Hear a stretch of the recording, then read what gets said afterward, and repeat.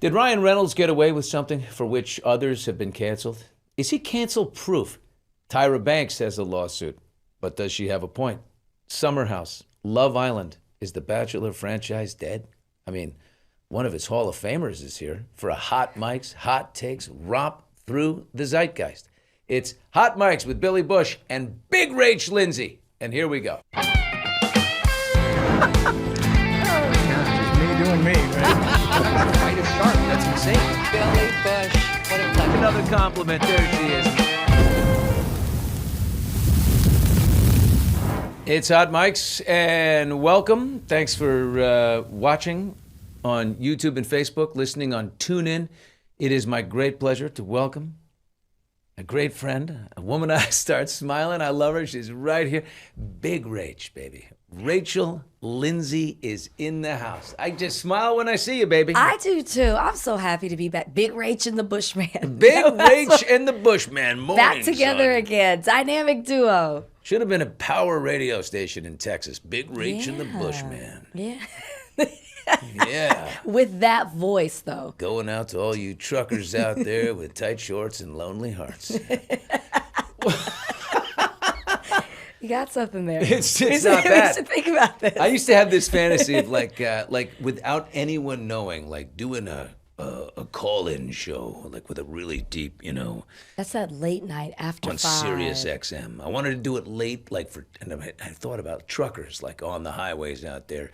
And I would call it the Randy Man Show. Why? And because I would be just a Randy, old, Okay. just a really like over the top, like alpha, just a guy that, like, but hide behind it and never admit that it's me. I would never want anything to do with it. Just a character. You know what I mean? You'd be a creep. That's what that sounds just like. a total, like, you're just a total alpha, like the worst guy you could imagine, and never ever admit it. Well, now you've told everyone, so you can't do it. You can't do it now. The Randy Man Show lives in my head. So Big Rach, is so much going on. I love when I hear now when I hear your voice a little bit. Sometimes there's a little scratch to it. I say, oh, she's been in Turks and Caicos. She's been. I've been on the road. I've been out and about. But last night I had a game night. So I had people over, the young kids. They keep me young. We were drinking. What do you we were mean playing the games. young kids? Well, they're Gen Zers. Because I was with my friend. Who's Willie. your friend? Willie. And Willie's his cousin. still on the scene. And he's like my best friend. And he's With his benefits. cousin with benefits. And Yeah. his cousin was in town. So he brought friends over. We played game night late. We were drinking. So that's what this is. But you know what? It is a sign. We talked about this when we worked together. And this was a thing when we, on my podcast. I got my throat checked out. Went to an ENT doctor. Turns out I have like nodes or nodules on my throat. You do now? I do. That's why that keeps happening. I kind of was like, maybe I should go get this checked out. Yeah. I'm okay. And like, they're not cancerous or anything, but she's like, if it doesn't stop, you might have to have surgery. Now, I can't afford to take like 4 weeks off of no talking. No. I would lose my mind. You cannot not talk. Exactly. Can you imagine not talking So like this? can you find a way of talking that's a little, like they say whispering is the worst thing for your voice. Really? Like when you lose you just have to find a quiet way to talk. Oh, no. I try not pushing to it all. yell as much. I try to rest my voice. Okay. You can do a thing like a tongue massage. It's painful, but it helps so much. A tongue massage. Yes, this is a real thing. Do you call a ENTs tongue masseur? I mean, like you can use the Soothe app and say, yeah, I want deep tissue, I want Swedish, I want tongue. This feels like With this tongue or goes without? hand in hand with the Randy Man of it all. That's where I can do that instead. Tongue masseur. It's a real thing. The ENT doctor does it. You schedule an appointment. It's painful, but they massage your tongue, and then all of a sudden it kind of clears up. It's a real thing. Look Really? into it. Yeah. I gotta go back. And does someone does it for you on your tongue? The doctor. Really? Yeah. It's Wow. a thing. With I get gloves, like I nasal spray, all the stuff, and it works. I just need to go back. All right. Yeah. Well, Big Rach is crazy. here, so we'll talk, but we'll talk gently about so many things. Originally, when we made our date together to get together, we were going to talk about Spencer Pratt versus Karen Bass, which we both thought was inevitably I thought that was going to happen. unfolding before us. Yeah, I thought that What was are gonna you be the more runoff. shocked at? That it's not the two of them, or that he was in the conversation at all in the first place? I'm shocked that he was as close in the conversation. Like I thought.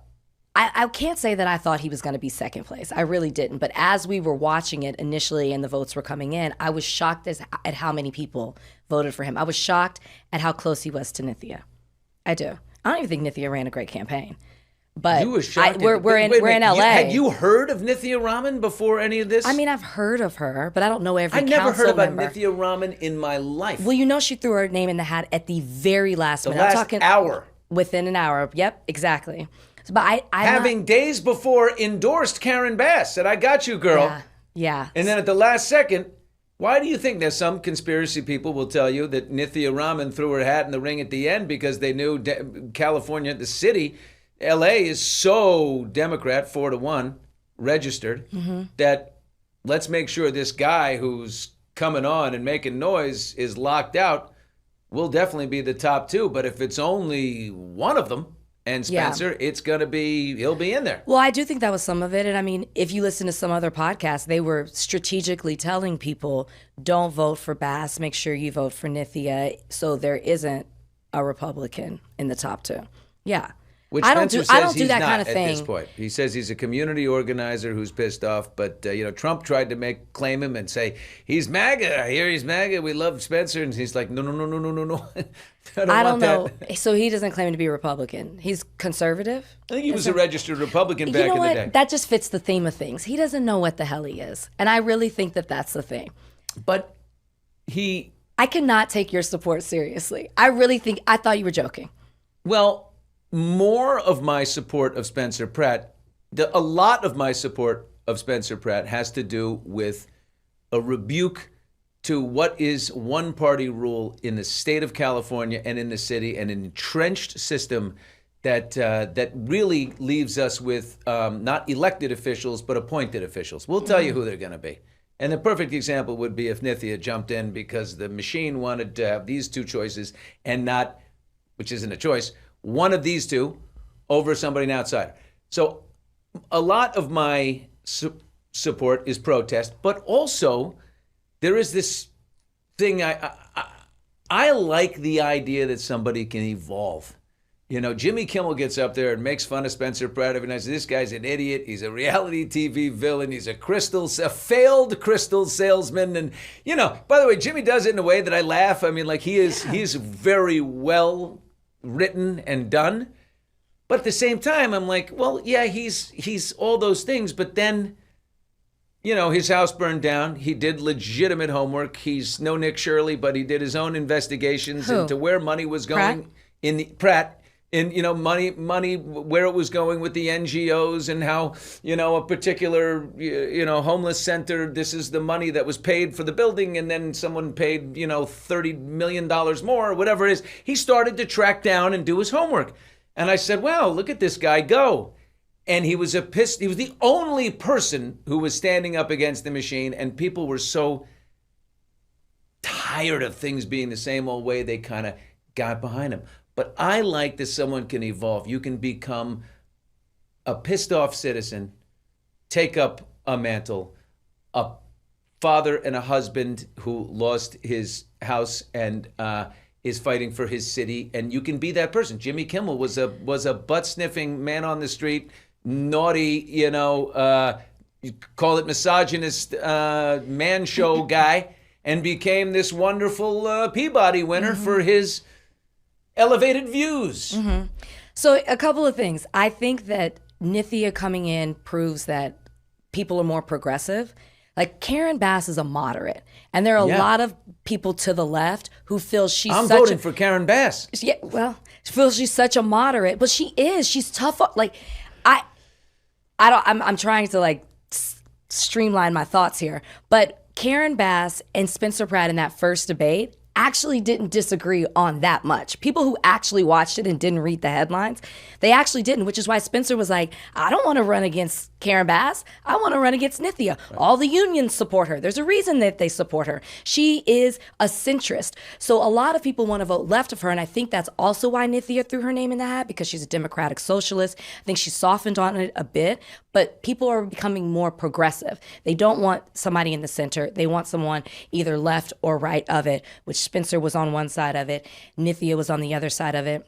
Ray was on the other side of it. She's even more left than Nithya is. So that's that. With Spencer, I do applaud, I will agree with you on this part, somebody who is frustrated at their situation and wants to make a difference and is so passionate about it that they say, I can't sit still. I got to do something. So this is what I'm going to do. Nothing wrong with that. But the problem is I can't use my vote as a protest when you have no plans on how you're going to execute these ideas. That was my biggest issue with Spencer. I also think that Spencer only fights for a certain sector of LA. He went to South LA and they asked him about Black people. And he was like, yeah, I haven't really looked into that, but that's why I'm here. What do you mean they asked him about They Black like, people? what are you going to do with like Black concerns? Have you talked to the Black community? Have you talked to understand like what it is that you're here in our community, what it is that what we want, what we need? And he's like, yeah, I haven't really. Literally said that. And he's like, but that's why I'm here now. So my other thing with Spencer is he's fighting for a certain sector of LA.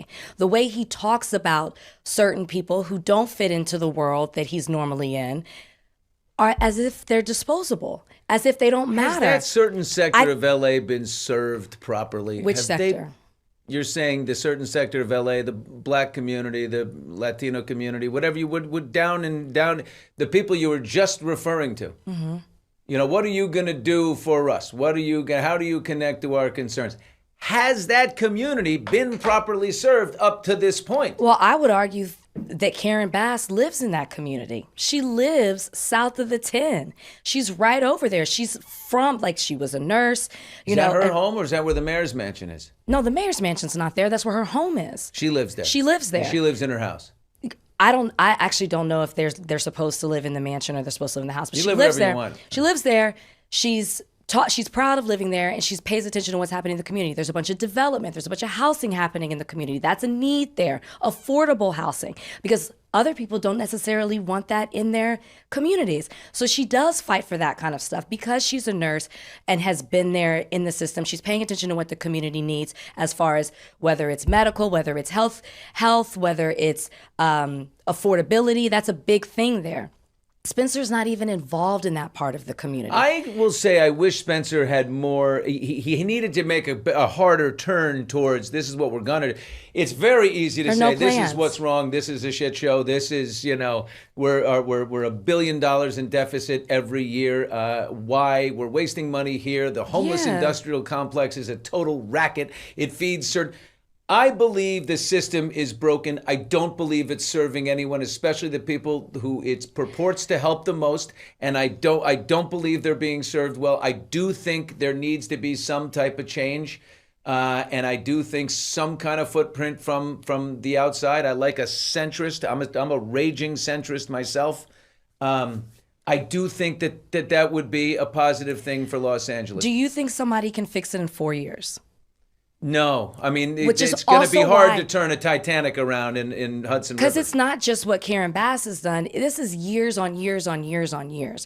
And I'm not here to even like fight for Karen Bass, but I do believe that you can't get it done in 4 years. I think you can make enough changes, though. But there have been changes made. Like when you talk about encampments and things like, because she'll say, I can't solve the one individual or the two people that might be putting up their tent on your street. But she has moved encampments out. I remember when I moved here, what it looked like around the Veterans Hospital, because I didn't move here till 2020. I remember what it looked like around the Veterans Hospital because I started out in Westwood. I remember what it looked like 101 and Western and all of that. Yes, San Vicente and Brentwood, that's gone. That stuff has right moved. Along the VA. There are encampments that have moved out. You can't change it overnight. She even talks about some of her fixes are not sustainable and are too expensive. We had her on our podcast. And so I I think that if you really pay attention, when people are talking about crime and they're like, the crime is up and all of that, Karen Bass has flat out said we need more police. That's not necessarily And Nithya what I Raman has think gone the answer. other way. I don't necessarily say that that's what I think the answer is, but she'll Are say you a we're Raman or a understaffed. Bass? No, I'm Bass. Bass. I'm Bass. I'm Bass. She will say we need more. We need more I'm police. Bass because that's all I got. I'm not taking Raman. But Although Zoran Mamdani, the other Democrat socialist in the only city bigger than Los Angeles, that guy's really popular over there. They're really loving Zoe. The Knicks fans are around. He's out with the DJs. He's a man of the people. Zoe's a man of the people That's right who now. Spencer wants to be. His most... He's he not wants to Obama. be- he I got wants to tell you be- that, though. He wants to be We right have to- center, populist Yes. in that way. Because he wants the attention. This was My mayor this was is a reality Muslim, show my for him. bagels are Jewish. You've seen that post Yes. from Zoran Mamdani? Yes. He's like, I love the Jews. I eat a Jewish bagel every morning, baby. I will see what happens with Zoe, but he is definitely responding to the moment. All right, politics. You know what? Let me ask you a question. Your boy. Your boy. You see JD Vance on... The View? Yeah.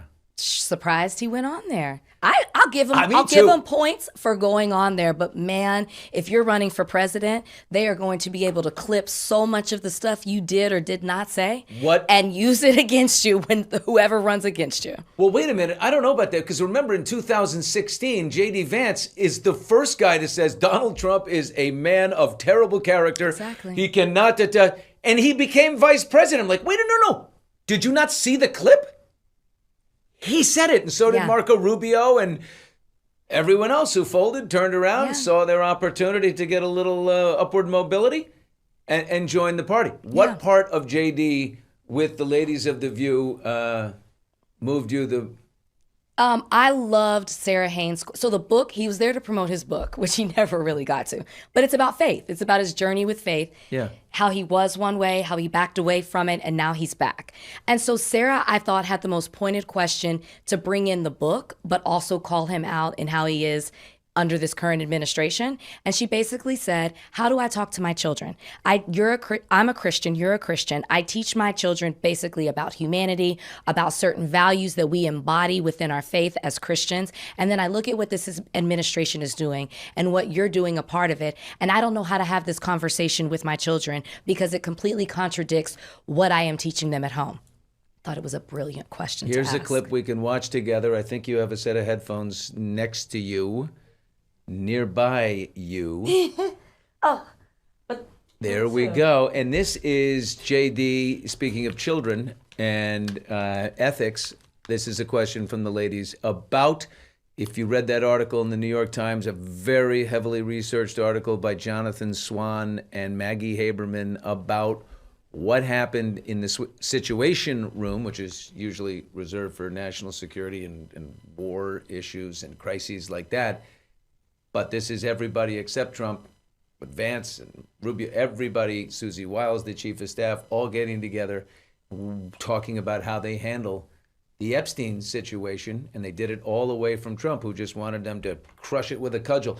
Here is Vance in the line of fire with the ladies at The View.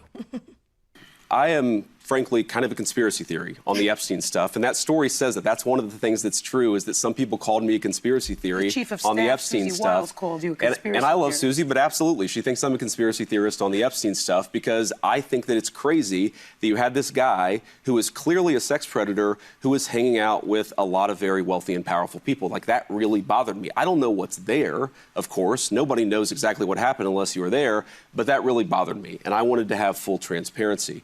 What I disagree with is the idea that the White House wasn't committed to full transparency. We have to remember, like, I was inside the room when some of these decisions were made. Well, it's hard to say. Donald Trump was on the phone with Mike Johnson, the Speaker of the House, saying, "Do not let this shit out." And he was screaming at the top of his lungs. It's well documented. And Congress felt the pressure, and they voted, and the Senate folded very quickly, and it became a unanimous Epstein Files Transparency Act was a unanimous thing. All sides of the aisle, everybody agreed. And then, like nothing, that whatever came out was overly redacted and redacted and redacted and redacted and redacted. and everything was covered up. No transparency. And here he is saying, I was a conspiracy theorist. I wanted full transparency. And how do you have issue with the White House not having they've been totally untransparent. No, yeah, and he couldn't answer the question. Joy Behar at one point said, "Are you Trump's interpreter? Because I'm not quite understanding what you're doing here." He talks about how he tries to downplay the relationship that Trump and Jeffrey Epstein had. We've seen it in the emails. They question him on only releasing half of the documents. And he's like, wait, I'm not quite aware of that. And he's like, I just want to get this right. It's my understanding that the ones that aren't released are duplicates. And it's like, so then release them. Because remember, they allowed members of Congress to go view certain documents that hadn't been released. And they said what they saw was, or what was redacted, or maybe what wasn't released to the public. And they said what they saw was so alarming. It's disturbing. He can't beat those. Like the fact that you used to be a conspiracy theorist and you thought one thing and you all voted for Trump because he said he was going to do these things, and now it's the complete opposite. You can't defend that. That was literally the theme of the whole show. He could not defend Trump and the administration's actions. I wonder, like, here's a guy, he's like one step away from becoming president of the United States. And every bit, you know that, every bit of his moral code, his own set of values.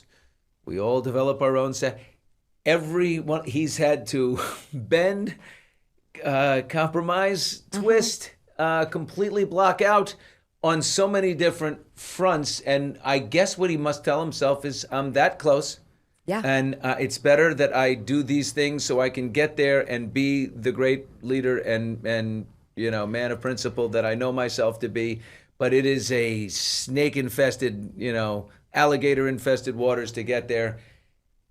And I mean, as far as like, it's an impossible act, and he's actually still alive doing it. Yeah. But he's definitely compromised in many, and now he's writing a book about Catholic. You're walking into a full breakdown and full analysis of what you're doing. Well, he thought he could hide behind faith. Oh, if I write this book about faith, people will focus on that I believe I'm a Christian. I have good We're morals. all a work in progress. And I'm like, okay, we hear you, but then we're watching what you're doing over here. Don't even get me started about him, his wife, and that he has children that are he's brown children. You have like so many things are anti your family. They hurt like a whole side of your family. They're anti-Christianity. It just goes on and on and on. They even ask him, like, how do black people feel like they're not included under this administration? They feel like everything that you're doing so many things that are anti-black. And he's like, can you give me examples? I'm not sure what you're talking about. And it's like, Sonny just lists off all the things that make black people feel like they are disappearing from the country. Like, you don't want us to be here. And Our yet history, black people voted in record amounts for Trump the last time around. Oh, half the country. A lot of people, let's be honest. But more than ever have before. They play off people who aren't aware. They play off people who aren't educated on or tapped into what they're actually doing. Hip-hop music is the defining music genre of the culture, right? Sure. Totally. Donald Trump is name-checked in more than 67 songs. Like More Living so Like in the Trump, 90s. Rolling Like Trump with the GOAT. They Yeah. like that image of Trump. And people also like the fact, you know, of any color, some people, that he just says shit. Yeah. He's grifting in office, hand over fist, like billions of dollars, while we have a $300 billion bailout package for Iran after bombing them for absolutely no reason. Nobody supported it. Opening the Strait of Hormuz, which was never closed. Right. And $300 billion. Literally, he is treating the U.S. Treasury like his personal checkbook. Yep. And we are deeper in debt than we ever have been. We'll never be able to get out of it at this rate. He's making billions in personal wealth for himself And the his kids. And Donnie, old Donnie's got the drone company and they've got the real estate. I am so well aware of all of that. Yeah. This is all happening. But he's doing it in broad daylight. Yeah. It's a cult, Billy. Like, they can't see anything except for Trump.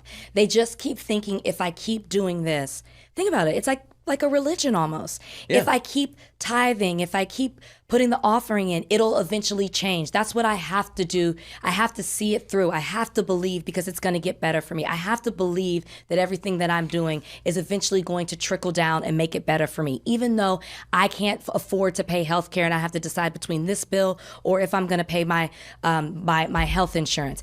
Gas prices are up. I can't afford groceries. Inflation is up. But at the end of the day, Trump cares about me, and it just has to get better. That's truly how they look at him. Trump cares about Trump. I know the man very well. Yeah. He loves one guy. One guy probably more than every other guy. Your impression is great. I It's can't. spot on.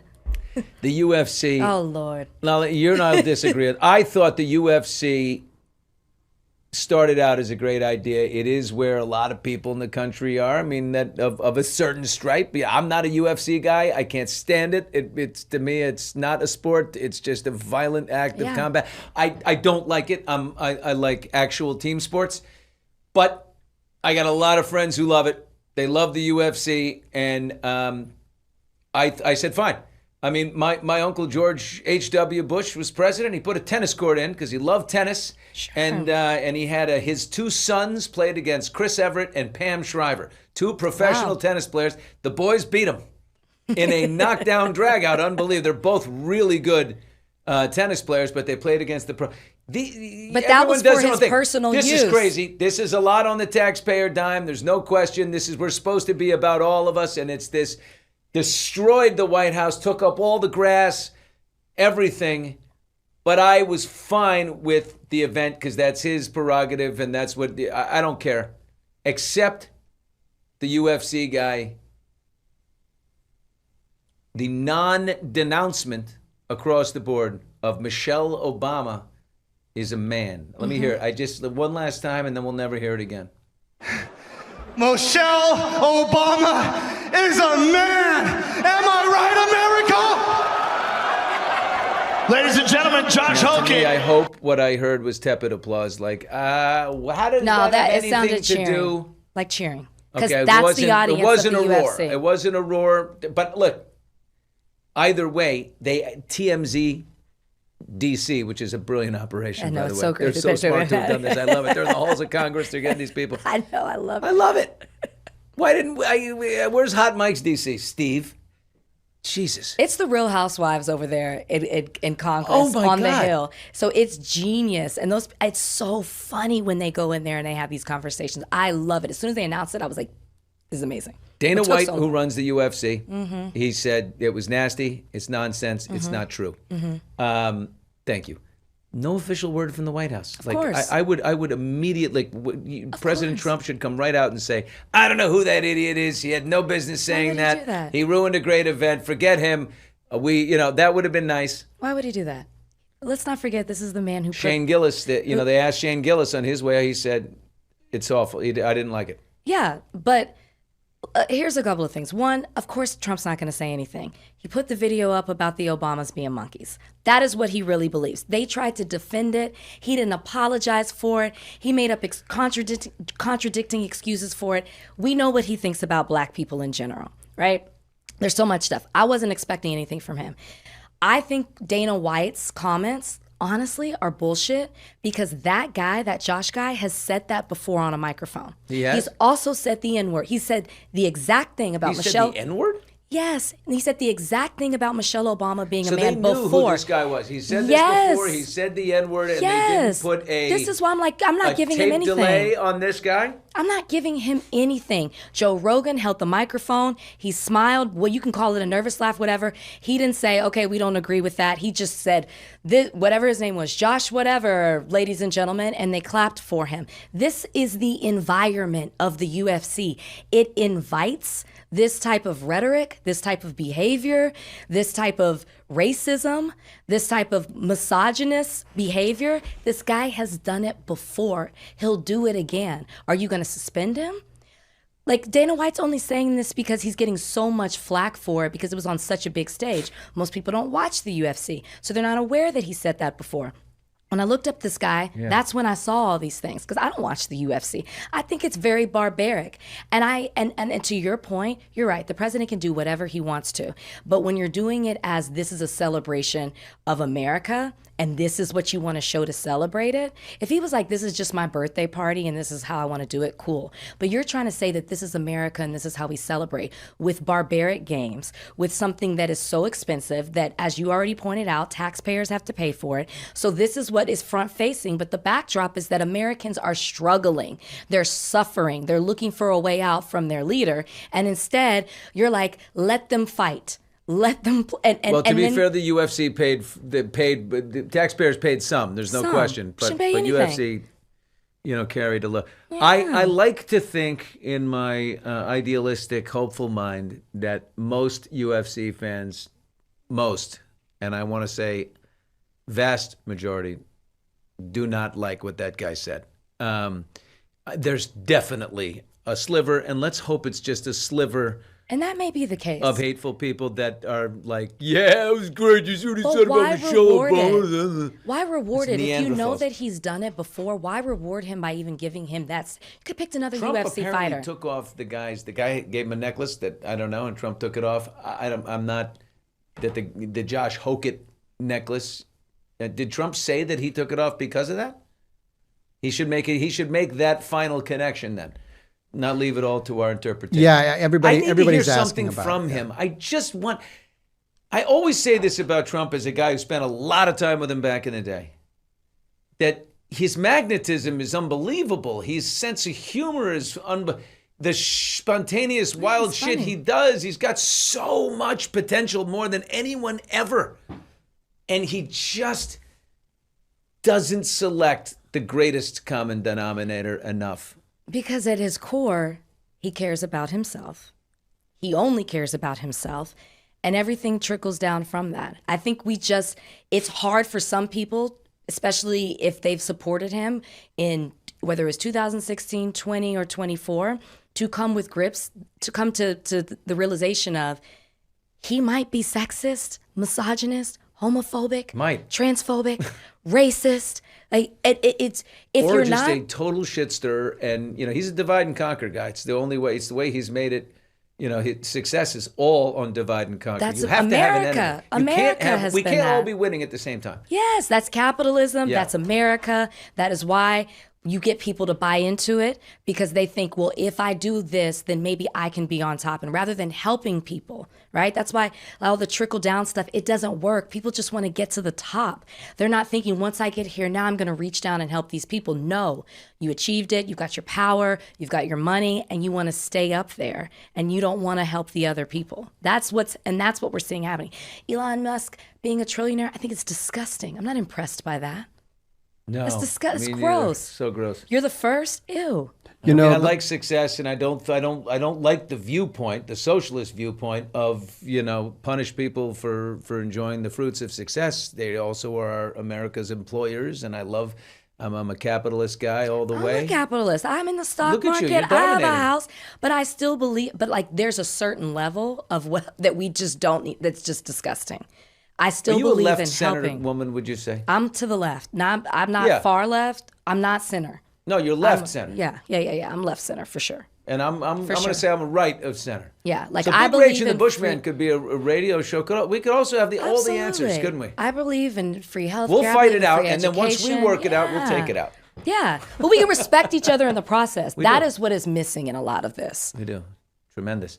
A couple of questions. We got to turn our attention to reality TV.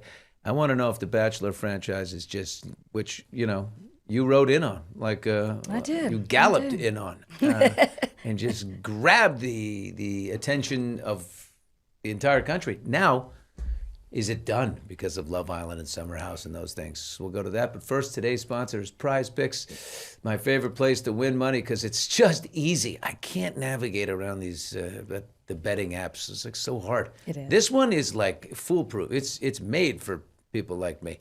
It's quick, easy. All you got to do is pick more or less on a few player stats. Is Jalen Brunson going to have 27.5 points? More or less? That's it. You win up to 2,000 times your cash. That's possible. on a single lineup. Right now, Prize Picks will give you $50 when you play your first $5 lineup. Just use promo code HOTMICS. Download that Prize Picks app. Super easy. Is the Bachelor, Bachelorette just dead? Can they keep up with Summer House and some of the... It doesn't look good. It really doesn't. Now... But what a run. No, yeah, like all things come to an end, right? 20 plus years, 30s, you're coming on the 30th season of The Bachelor. I've lost count on The Bachelorette and Paradise and all of that, but you did something that had not been done before. I think they said for Trista's wedding, 30 plus million people watched that wedding. Crazy, right? Still a lot to be proud of. Yeah. I understand why they brought Taylor Frankie Paul in. I understand it from a business decision. I watch Secret Lives of Mormon Wives. I get it. I joked about it. I can be sarcastic, but I was going to watch the hot mess of all of it. Yeah, me too. People got mad at me for saying that. I'm like, what? I watch her on the other show. It's a hot mess. I'm going to watch it. I understand. Like, people are like, oh, but you couldn't do that. I know. I acknowledge that. You're right. I could not, as a black woman, do that. I'm fully aware. But I'm going to watch her be a hot mess. I'm gonna watch Were it. they wrong to cancel her? Why not just like write it out? Wait a minute. I think money. I think Advertisers bailing on that? well, we know because for the same week that the video came out, there was an allegation. I don't know if it was filed in court. I'm not sure what it was. There was another charge that was pending or something like that. And so a sponsor dropped out just because of that. Then the video dropped. Yeah. And I think that maybe they lost another one, maybe a couple more. So I think it just came down to Well, at that money. point, you can't sell the lie that this woman is like literally looking, all she wants is love. I mean, she's just out of this horrible Well, do you know thing what's with this- come out after? 10 days before Well, the show aired, we watched her miss her flight because she slept with him. And then she's supposed to go on. Miss her flight to the Bachelorette. To the Bachelorette. To go look for the love of her life after Yes. sleeping with the guy she Yes. just threw a chair at. Yes, and now she has admitted that when she got home from either, I don't know if she's engaged, I don't know if it's a boyfriend, what, she chose somebody in some capacity. When she got home, she's already admitted that she slept with her baby daddy Dakota the day after. Right, the day before she left and the day she got home. Yeah. So I think the show While will there was a come out. guy she selected. Oh, I didn't Yeah. know this part. Yes, she posted it on social. So I think the show will come out. My theory is they'll drop it in the middle of the night all at once on Hulu or something like Like that. over the summer, they'll let you see the show that was supposed to. But would you want to watch that knowing when you already know the I'm a little ending over after it. the ending? I'm a little over it. I Yeah. think there was an excitement of what kind of bachelorette she'll be, and it'll be something different. I liked that they were going off the beaten path. To be fair, I thought she had a misdemeanor, she was a felon. And I knew there was a child, but I thought that was dropped. I wasn't as clear, and that's my fault for not doing full research on it.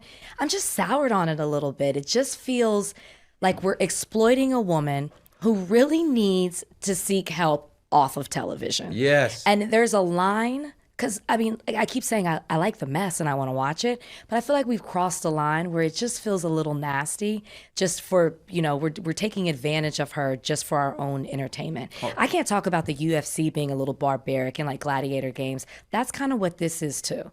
She needs help. Ooh, nice connection. But ABC is one thing. What about now you get down to like a smaller level, but wildly consumed Secret Lives of Mormon Wives. Yeah. Should they have stopped filming, or should they be filming her rehabilitation and her journey? People are fascinated. Why aren't it's a dog-eat-dog world out there, man. You got to compete against every show, Summer House, all these other ones. They're coming on strong. Love Island. You got to stay with it. Yeah. Why aren't they filming on her, like, getting better? I think she said she doesn't want to be a part of it, or she doesn't want to film with the guy, the baby daddy Dakota. So neither one of them are filming. I think they picked cameras back up without her. So it sounds like maybe she is working on herself, which to that I say great. I think that's the way that it should be done. She's spending time not off of social media, but it seems like she's spending time with her family. I think that is what is best for her without a camera interface. But I don't know what the show will look like without her. This is a mistake. There's an old expression. Influence is that thing you never want to find out or test, how much you actually have. Oh. And this is what she's like she's doing this by saying, okay, you go on, like if they're filming without her, we're all going to find out, is she the draw or is the machine bigger than one player? So much other stuff. Another girl's getting a divorce, which she had a toxic relationship with her husband. She then kissed one of the girls' ex-husband. And then the guy that she allegedly cheated on her husband with, they've been walking red carpets. These girls are working hard. They're working overtime. They're like, they know we have to pick up the slack. Yeah, one is left, one's on Broadway. Are they really Mormon? Were they ever Mormon or any of the, they're all former Mormon? This is this is not good for the Mormon church. This is not good. No, and they're, finding their way kind of away from it. Some are more religious than others. There is kind of a divide, but it's fascinating. Just like watching it, I guess the sociology of it, when you think about what Mormonism is and just the dynamic even of the relationship with the man and the woman, because the women are becoming stars and the men are not handling it well. Hence you have a divorce, hence them creating dad talk. It's so fascinating to me. This is the part of reality TV I love. Yeah. The psychology, the sociology. They say the smartest people in the world watch reality TV. I mean, Billy Bush, you came up with Golden Bachelor. I did. I came up with Golden Bachelor and they took it from me. We will not forget. I'll keep saying it. Thank you. I think I was like silver. Silver. So it was silver. And they decided to just make it a little older than what I was saying. Silver Bachelor. Yeah, I'm not talking about, ADA approved handrails in the hot tub. No. Now, but these are pretty sexy people. That's a good idea. Yeah. Because look, older folks watch television. So give them what they're looking for. Exactly. And people are still, looking for love and 70. Summer House, I don't watch, but my lady does. Allie she goes crazy for that there's a lot of... It's so much. Allie and I could probably talk for days on this. Do you remember the Scandival thing? Yeah, of course. It all? And then our friend Howie over here brought Tom Sandoval in and knew nothing about it. And people were Howie so Mandel's mad about that interview. With Sandoval went viral for what he did not all the know. Wrong reasons. Yeah, all the wrong reasons. All the wrong reasons. So we kind of thought that was a one-off, right? People just making bad decisions and just kind of void of feeling and emotions and consideration of other people. I thought that was a one-off. Never could this happen again. And if it does, surely it won't happen under the same network. And then it does. And it has just captivated the Bravo world for 3 months now. And this Wednesday... Love cheating. It's over. It's over. It's a couple that was married, and we watched the entire trajectory of their relationship. She came in, he broke up with her to do this show 10 seasons ago. He then, she becomes his side piece, eventually his girlfriend. They get engaged, they get married. He cheats on her before the marriage, all these things, super toxic. Everyone's like, don't do it. They get married. Then we see them divorced. They announced it early this year. And all her friends are like, we're rooting for you, including the other girl, the friend that's wrong. We're rooting for you. We're supporting you through all this. We're here to uplift you, whatever you need. We ride at dawn, all of that energy. And the popularity with the women on that show is that they are a tight-knit, loyal girls group. All of that's important. Divorce is announced, then all of a sudden there are these rumblings that, wait a second, that girl who just got divorced or announced a separation from her husband is possibly dating not just his friend in that Summer House friend group. She's dating the ex-lover of one of her loyal friends. And nobody believes it. And then bam, they have to put out a statement. And this is where we are. And this is just massive. It's huge because this girl we didn't really know that much about her other than we felt sorry for her because she was in a relationship with a guy who seems like a great friend, but a bad partner. And so we never paid attention to some of the underlying problematic issues with her because we were focused on him. And I'm not trying to make it an excuse or blame anything on her. It's just, we were always focused on how bad he was as a husband, as a boyfriend, as a fiance, all the things. Now we're like, oh, she was a bad friend. She might not have been the best partner as well. It's just so much is coming out. And she's still with the guy. Season finale, not series. It's not all 10 years isn't culminating right now. No, the season 10 was airing when we found out about this affair. It's not an affair because neither one of them were with someone. That's actually not true. They weren't with the people on Summer House. He had another girlfriend, and he had other girlfriends. Oof, so much drama. And I imagine some sex and sneaking around. You got to have the sex. Do they show the sex? Do they show the? They used to. On Yeah. Summer House, they have cameras in the bedroom, and they used to kind of show. Well, that they under don't the have to covers. might be like show like now the drama storyline is so And like juicy that you don't need that. And is that, back to your original question, is that what you have to have now to be a successful reality TV show? That's not The Bachelor. That's not the format. So they thought maybe, okay, bringing in a Taylor, which I do think business-wise made sense and was a good idea, because I assume they had vetted everything out. I get it. That's a way to compete. But they're not Love Island. They're not, which also comes on every day. The Bachelor's 2 hours once a week. They've got to do something to shake it up, but maybe not on that level. Big Brother, 24-hour cameras. You see people having sex. I don't know. Is that now how you have a successful love Deep show? betrayal is better than sex when it comes to these reality shows. Deep betrayal. You might need to work up a reality show centering around that. I had an idea of something. Like but I'm a gonna share with you game afterwards. reality show Yeah. that deals with deep betrayal. Deep. Maybe that's the name. Yeah. Welcome to Deep Betrayal. It'll draw people in because they're not going to be quite sure what that means. It's a trigger word for sure. Final thing before we go. Did you hear about the black baby born unto the white couple? That woman birthed this baby. That woman birthed a baby. She had three embryos stored at the fertility clinic of Orlando Okay. in Florida. Gotta avoid that one. That's her husband, Steve, right there. I can't remember her name, but Wow. yep, this is pretty brutal. They got the embryos mixed up, and the baby was born, and they were like, "Holy shit!" And I wonder, you know what it makes me think? What? First of all, you'll like to know the ending. This couple tracked down the actual couple. Oh my gosh. And they're like, we just gave birth to your baby. And they're like, oh my God. They're now co-custodial, the two Wow. families. It's kind of nice.